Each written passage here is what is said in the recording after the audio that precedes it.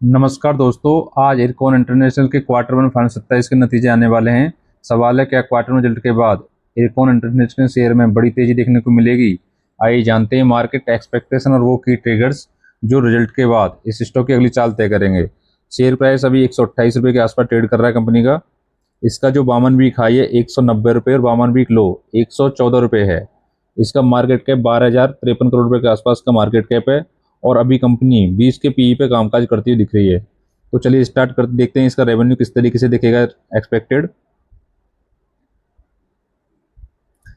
तो पिछले साल कंपनी ने जो रेवेन्यू करा था जून 2025 में 1786 करोड़ रुपए का रेवेन्यू करा था।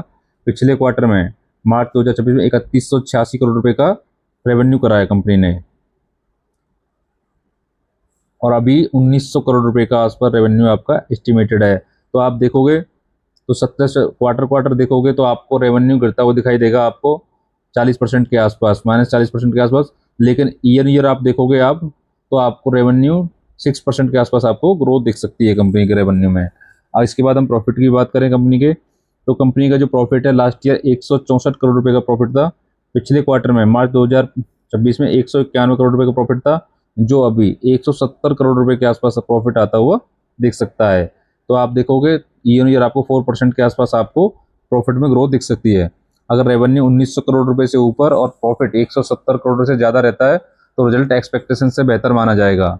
मैनेजमेंट कमेंट्री और बिजनेस आउटलुक काफ़ी इंपॉर्टेंट रहेगा। अगर आपको ऐसे ही क्वार्टर रिजल्ट से पहले मार्केट एस्टिमेट चाहिए तो वीडियो को लाइक करें और साथ ही साथ चैनल को सब्सक्राइब करना ना भूलें। धन्यवाद, मिलते हैं अगली वीडियो में।